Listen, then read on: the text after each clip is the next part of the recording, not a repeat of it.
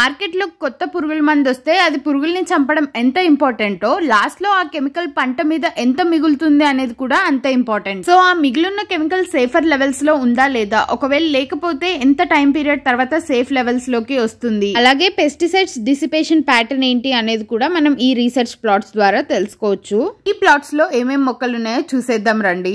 First మనకి maximum 2/3 area అంతా చిల్లియే ఉంది. కొన్ని పచ్చివి ఉన్నాయి, కొన్ని పండినవి కూడా ఉన్నాయి. లెఫ్ట్ సైడ్ చిన్న చిన్న ప్లాట్స్ లో సోనాలికా F1 హైబ్రిడ్ చిల్లీ వేశారు. తర్వాత స్పీకర్ 488 F1 హైబ్రిడ్ టొమాటో వేశారు. ఈ హైబ్రిడ్ క్యారెక్టర్ ఇది కాంపాక్ట్ గా గ్రో అవ్వడం. నెక్స్ట్ నానో హైబ్రిడ్ బ్రింజాల్ వేశారు. ఈ బ్రింజాల్స్ చిన్నగా ఓవల్ షేప్ లో డార్క్ పర్పుల్ కలర్ ఉంటాయి. నెక్స్ట్ మనకు వచ్చేసి NBH సోనీ 50 క్యాబేజ్ వేశారు. NBH అంటే నోబుల్ హైబ్రిడ్. ఉడతలు తినేస్తున్నాయని ఇలా షేడ్ నెట్ కట్టారు. సో ఇలా డిఫరెంట్ ప్లాట్స్ లో డిఫరెంట్ టైమ్స్ కి డేటా తీసుకొని పెస్టిసైడ్ డిసిపేషన్ ప్యాటర్న్ ని అనలైజ్ చేస్తారు. అంతే, బై బాయ్.